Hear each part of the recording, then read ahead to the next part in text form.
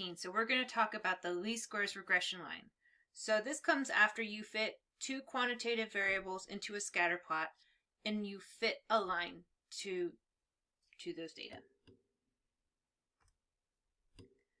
So typically when we have two quantitative variables and we want to look at the relationship between the two of them, we want to be able to describe that relationship with a mathematical model. Sounds gross.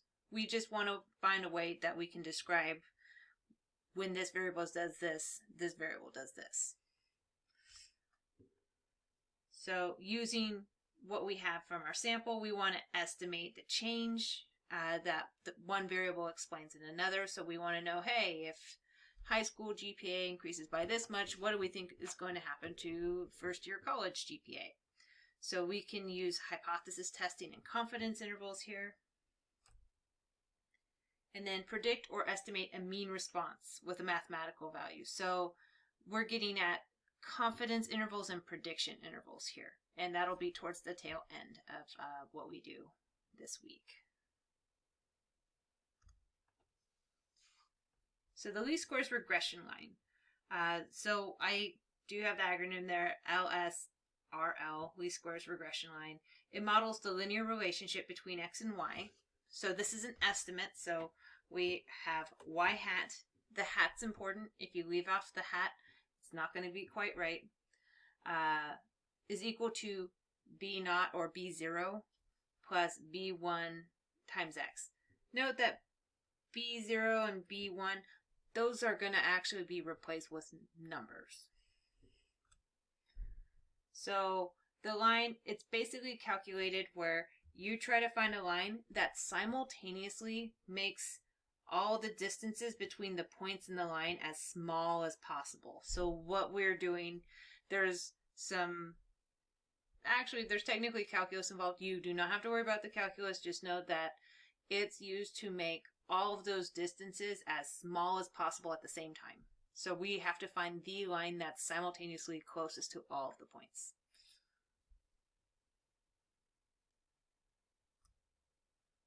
So looking at those components here, so we're going to look at y hat. It is the predicted average for the response variable given some value of x. So x, that's going to be the thing we look at last, but when we plug in a specific value for it, we can find a predicted or estimated value for the response variable.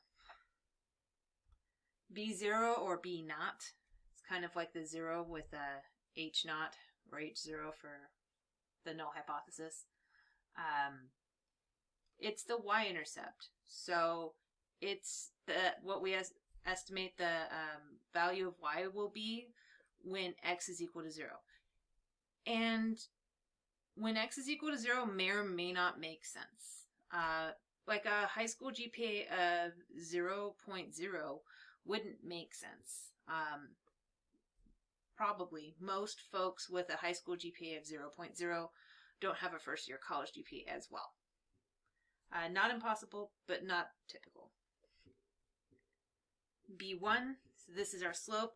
We definitely are super interested in this value, and that's what lesson 15 is really going to focus on. So it's the amount by which y changes for each 1 unit increase in x. So if our slope is positive, this indicates, hey, as I am increasing the explanatory variable, the response variable goes up. If it's negative, it means as we increase the explanatory variable, the response goes down. And then x, it's the value of the explanatory variable. So most of the time we'll leave x here, but if we ask for a scenario, hey, we want to make a prediction or an estimation for first year college GPA when the high school GPA is equal to 3.3, plug 3.3 in for x. Otherwise, we will leave it as like a generic value x. So the least squares regression line. We are going to absolutely use this high school GPA and first year college GPA like over and over. So we have this data set. We fit a line to it. The equation for that line, it's going to be y hat is equal to 0.69 plus 0.78 times x. Things that are important, so y hat is equal to the predicted or estimated college, and you can put in the first year college GPA. And then x, it's going to be, I'm going to write HS for high school GPA.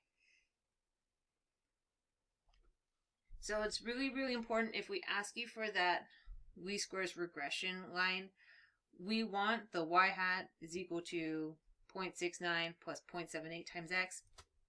We are also definitely going to be looking for labeling any variables. So what we mean is anywhere you see a letter, like in y hat and in x, we're going to ask you to tell us what those stand for.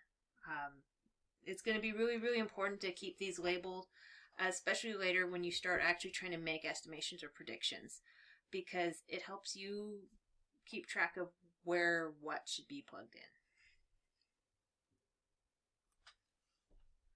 So looking at my regression equation, so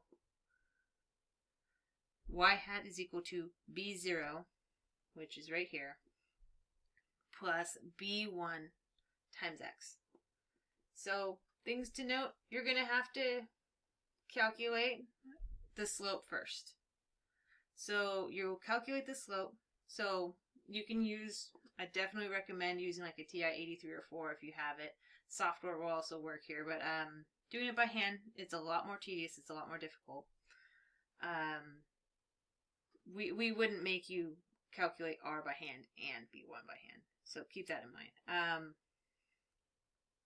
It's going to be your correlation coefficient times your standard deviation of the y values times over your standard deviation of the x values. So for me, it's cheesy. So that slope is that change in y over change in x, and maybe this is the Greek letter delta, means change. Oops. The change in y over the change in x, y over x. That's how I keep straight which one goes on top. Y goes over x. And then b0, you solve this second because you need to have b1. If you haven't solved for b1 yet, it's going to be really difficult to do. So what you're going to need the correlation coefficient for the two variables, the standard deviation for the y values, the standard deviation for the x values, y bar, so the average y value, and x bar, the average x value. And then you will have all the components you need to put this regression equation together. So some facts about this least squares regression line. You might see it be called a simple linear regression, SLR. We mean the same line here. It's the same line as far as we're concerned. It's just honestly rearranging the letters in the acronym. So the distinction between the explanatory and response variable is really important. You don't want to have basically x is equal to b0 plus b1 times y hat. That your line is going to not be in line with the data points if you mix up which is x and which is y.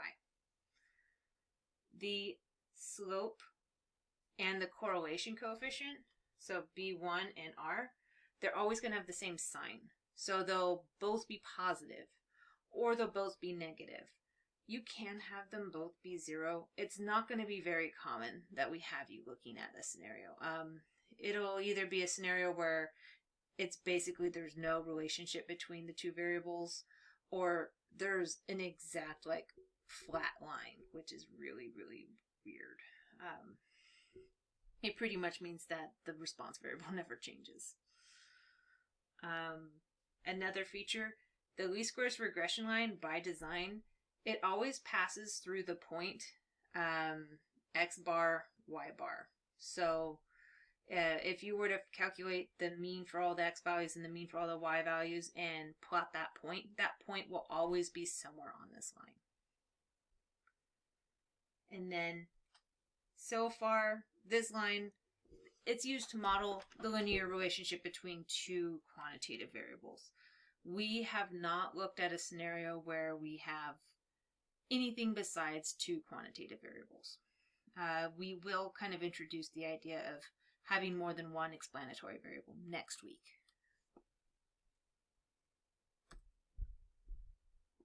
So looking here, estimate the average first-year college GPA for someone that has a high school GPA of 3.5. So this is where, for me, it comes in handy to have labels. So y hat is equal to college GPA, x is equal to high school GPA. So in this scenario, we have a high school GPA of 3.5. So that means I'm going to plug it in for x. So y hat is equal to 0.69 plus 0.78 times 3.5.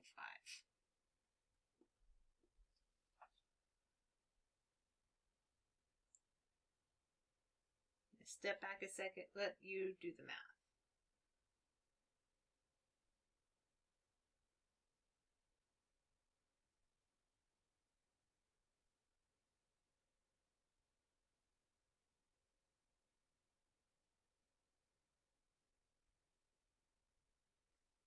So first things first, order of operations, you need to do your multiplication first.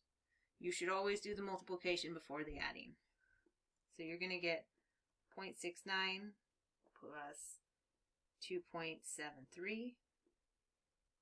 You're going to get 3.42. So what this is saying is our least squares regression line estimates that for a student that had a high school GPA 3.5, they would have a college or first year college GPA of 3.42.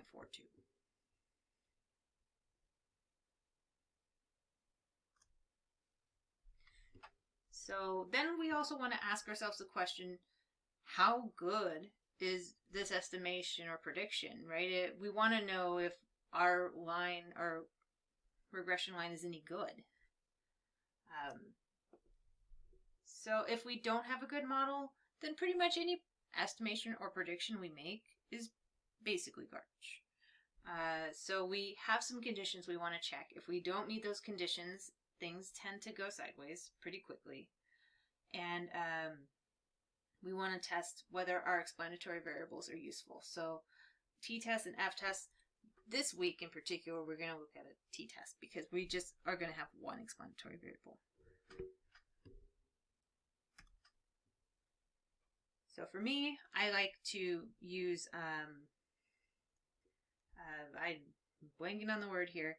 I like to use like short little words to help me remember things. So linearity is one of the things we want to check. Basically, we fit a line to our data. Are they even linearly related? When we put them in a scatter plot, is it shaped like a line? Oops. Independent. We want to know, are the observations independent from one another? Basically, you don't want to have a bunch of related observations. You don't want to have, say twins or siblings like in the same observation. You want to know that, hey, this observation, whatever you observed here, is independent of this one. And if not, you might want to tweak that for sure.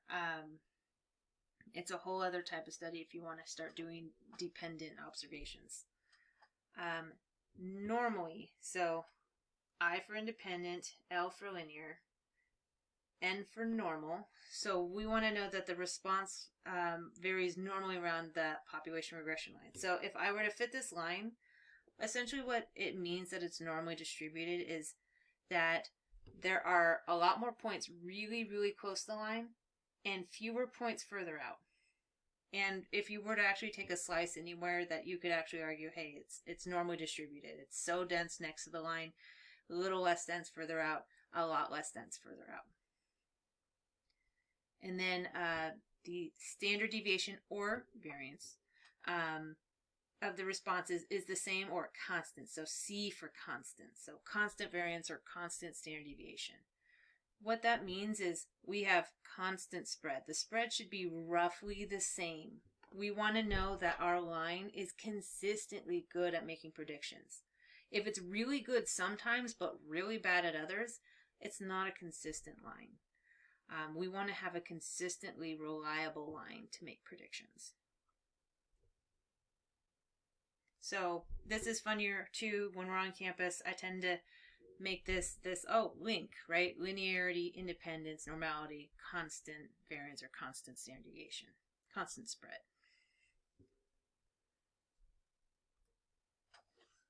So residual. So now we're going to figure out, well, how do we even decide if we meet these conditions?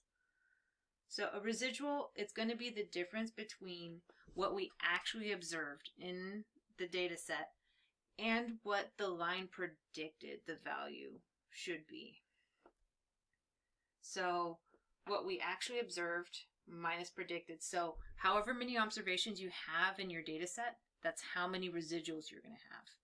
You're going to take that what you actually observed and basically calculate how far each point is away from the line. So here, this was a much larger data set than the GPA example. Every single point represents an observation from the data set. But like here, it looks like, hey, this observation was, I don't know, about 17 away, I'm guessing, from the line. This one was much further out from the line. It was like close to 60 from the line. So the closer to the line, the better the line predicted there. The further out from the line, the further the observation was from the actual regression line. So we can get this residual plot. They're going to be always centered right around 0. So it's not smack in the middle the way we have it set up, but it is centered right around 0. If it's not centered near 0, that's a problem. And typically we're going to have it so like, here's the explanatory variable, and here are the residuals. So what goes on the y-axis are the residuals. And this is whatever x is. So we're going to use it to assess how well, like, is this line doing a good job or is it doing a bad job? And if it's doing a good job, we're going to have just nice, even random scatter around the line, around the 0 line. So if it's good, nice, roughly even random scatter. No patterns. You don't want any patterns at all. Patterns are bad for this plot. So if it's nice, random, even scatter, you're good. If it's not, you might need to take a closer look. So for example, here is a scatter plot where they fit the line. Y hat is equal to negative 0.09 minus 1.92 times x. I don't know what the context is. I don't know what x and y are. It would have been handy. But when you calculate the residuals, they're nice and centered right around this 0 line. They're tighter closer to the line, and they're less dense further away from the line, so that normality is okay. I don't see any patterns here. I don't see curves. I don't see fanning out or funneling in. This is happy. Nice random scatter. Nice random, roughly even random scatter. So now we're going to have a couple scenarios where they're violated. So one thing that's great about the residuals plots is they kind of help magnify like what's going on around the line in ways that maybe we couldn't see it with the naked eye. Because looking at this problem, I mean, it looks somewhat linear. I mean, these points, like, maybe it's a little curved, but it's hard to tell just looking at it for sure that it's not linear. when you get the residuals plot, right away, it tells me, uh-oh. So if you see a curve, like you do here,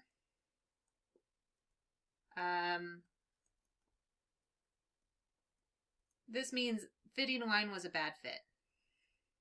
It means that you probably should have fit a curve. If you have a curve in your residuals, that means you should have fit a curve to your data. You should not have fit a line. A line wasn't a good fit. Similar, here's another scenario where they're violated. So if you look here, the points are all kind of close to the line, close to the line. Oh, they're getting further and further and further from the line. So you might be able to look at the scatter plot and see this issue.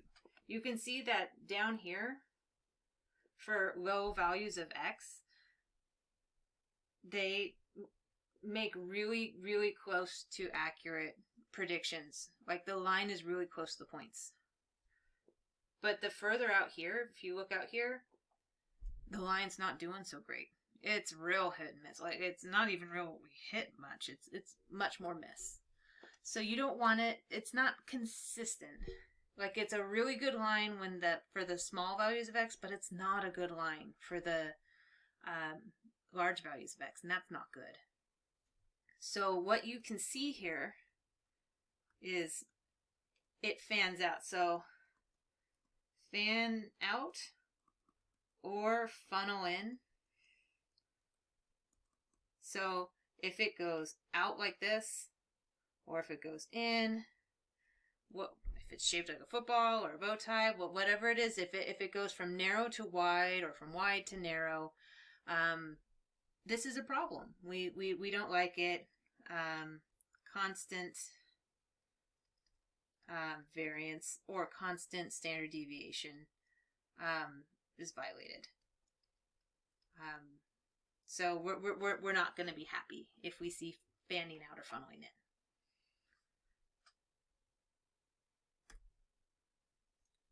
So calculating that residual. So it's the vertical distance between what you actually observed, so where the point actually is, from the line itself. So if you were to just take this distance here.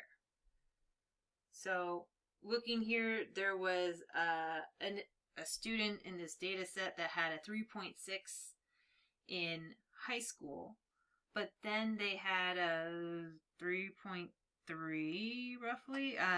It looks like 3.3 in college, which is below what the line predicted, right? So we're going to take that distance. It looks like, if you look here, the line predicted they'd get a 3.4.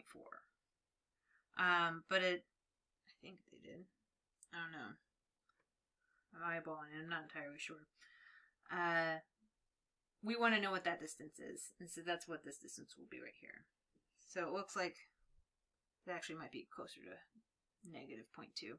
So it looks like the line overestimated, right? The line said the GPA would be higher than it really was because the GPA was lower than the line. So we end up getting a negative residual.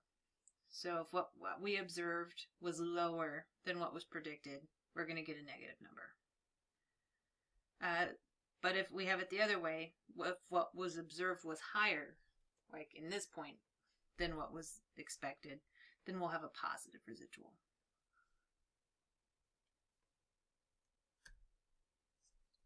So now we're going to calculate the residual for this student. So it's a student that had a high school GPA of 3.6 and a college GPA of 3.3. So this is going to take a couple of steps. The first is we're going to calculate what the line predicted the student would get in college. So calculate y hat. So y hat is equal to 0.69 plus 0.78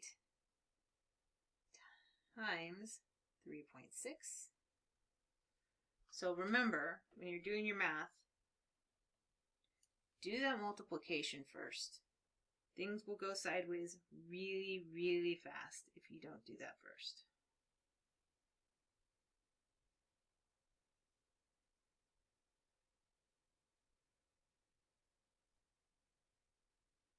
I end up getting something like 3.498, and that's without using any rounding. So what this is saying is the least squares regression line estimates a student that gets a 3.6 in high school will get a 3.498 in college. But if you look, they didn't get exactly a 3.98, or 3.498. So now we calculate the residual.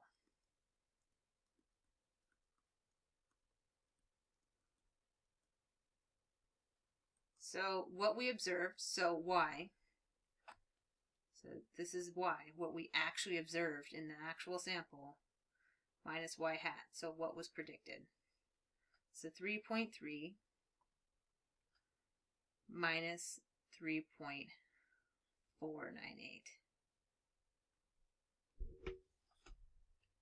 So right off the bat, we know it's going to be something negative, right? Because what was observed was lower than what was predicted. So 0.198. So what this means is the line overpredicted the GPA that the student would have, and they overpredicted it by 0.198 GPA points, or what GPA doesn't really have units so much.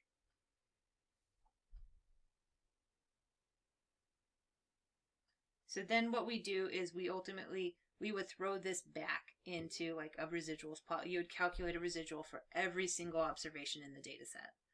So I want to say there was something like 10 observations in that data set. If there were 10 observations, you would have 10 residuals. On average, if your line's good, some values will be higher than the line, some will be lower, but on average it should even out. So you're going to have some negative and some positive. If they're all negative or all positive, something's gone wrong. Oops.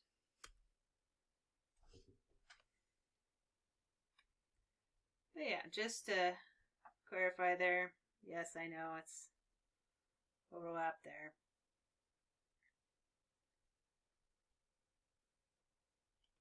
It's totally fine that the residual is negative. It only means that what we observed in the actual sample was lower than what the line predicted. So checking the conditions here. So the relationship in the population is linear. We're pretty much going to look at if we have a reliable sample, like we took a nice random sample from the population, we can say, hey, the line here is going to roughly resemble the line from the population. So we don't want to have curves in the residuals plots. We don't want to have any curves or patterns, like shape patterns. Observations being independent, it's going to depend on the nature of the observations, like how you collected the data, how you sampled.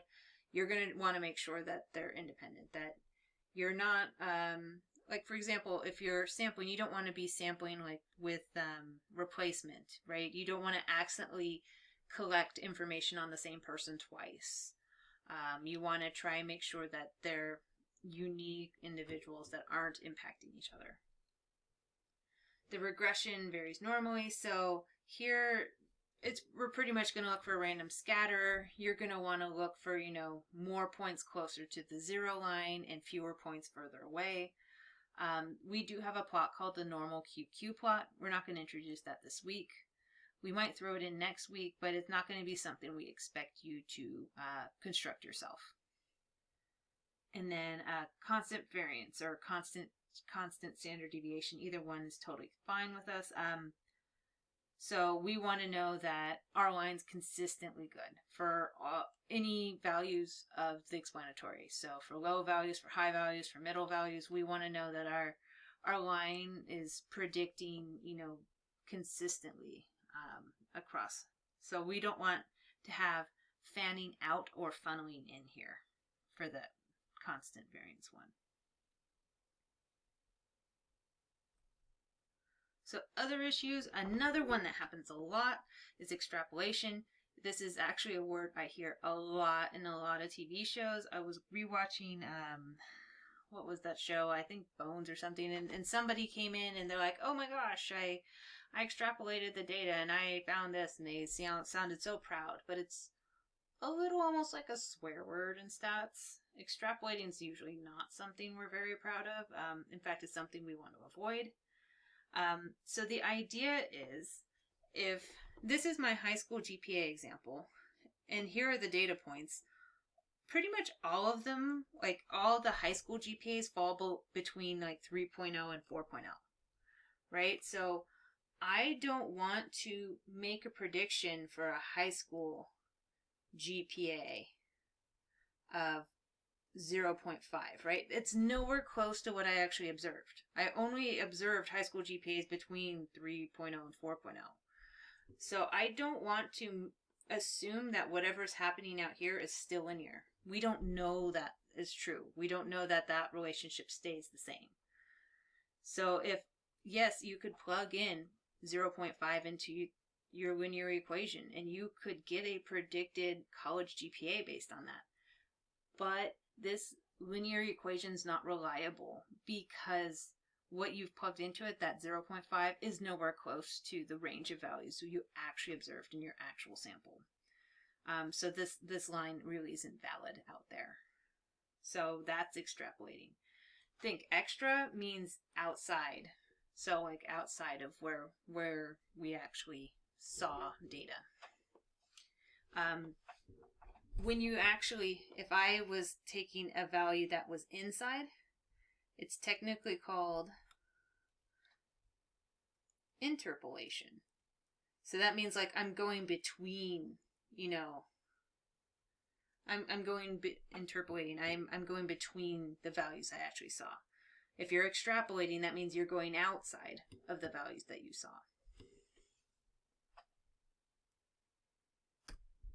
So don't want to do it. So here, if you look, high school GPAs, I think they actually range from 3.1 to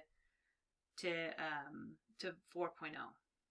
So you absolutely don't want to make a prediction for a high school GPA of 0.5. That would be really bad news. That's not between 3.1 and 4.0. You don't want to go there. So here's X right there. So if it's not in that range of values, you really don't want to be using that linear equation. And there I threw together Patrick there, telling you, hey, if you're predicting the response for outside of what you actually observed, that's extrapolating. But if you use it for values inside, it's good stuff. It's technically called interpolation. People tend not to talk about interpolation because we like to assume it's the default. But just know, it has a name too. Another possible issue are outliers. Outliers can really impact what goes on with your line. It doesn't mean you can just get rid of them, but they really can make a big difference, and it's worth making a note about. So an outlier, it's going to be an observation that's extreme in some way. It might be really extremely far from all of the others, like height-wise or width-wise or both. But the idea is it can have a huge impact on. So if you have outliers in the y direction, you're going to have large residuals because, like here, you're going to just have a large distance from the line. The further it is in the y direction, the bigger your residual will be. The big thing is the further out in the tails, like the further away from the center that you get, the more it's going to really make your line different. It's going to have a huge impact the further out sideways it is. So here, influential outliers. So influential outliers are going to be outliers that are not only outliers, but if you removed them, they're going to drastically change your linear regression line. So it's going to be a very big deal if you were to remove them. So like, for example, in this one here, if I were to remove, so with that outlier, it's the black line. If you remove that outlier, it moves to being that red line. So these points all fit this trend, but this line basically pulls the line towards that point. So one thing to know though is the bigger your sample size, the better. Outliers are not going to have nearly as much of an impact if you have a really large sample size. If you have a really small sample size, an outlier can be a huge deal and make a huge difference. So definitely one of the things we like is when we have a larger sample size. It really, really helps out. It makes it so that individual points don't have as much influence.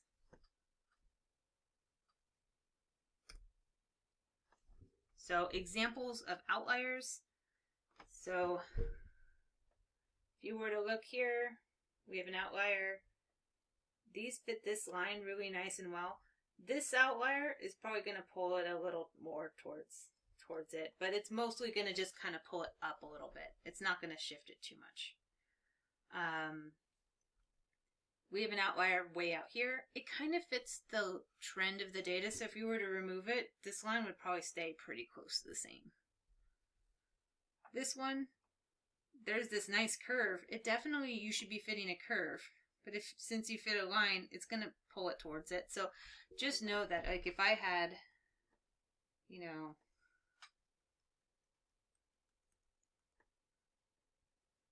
like something like this, so it would have a trend like this. A point like this is going to really pull it towards it. So it's going to make the line something more like that. Exaggerate a little more. So just know the further out to the sides your values are, they tend to have more influence. Unless they're following the trend of the data. So if you have points off to the sides, further from the middle, that are extreme in the Y, it's going to make a big difference to your line. Absolutely. Versus if it's just an outlier in the Y values but not the X values, it's smack in the middle but it's higher or lower than the line, it's not going to shift it that much. It's not going to change the slope much at all, if at all.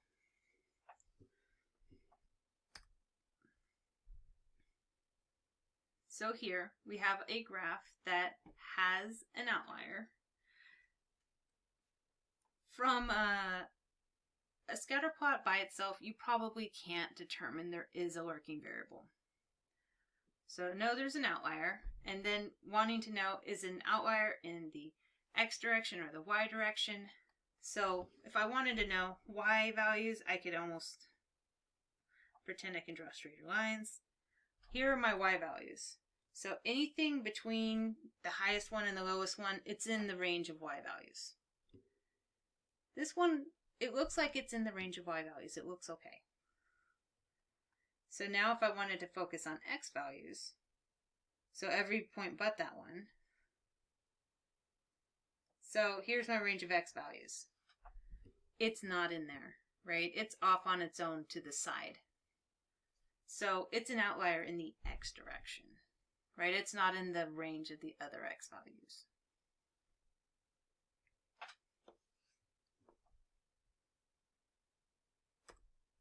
So that's it for lesson 14.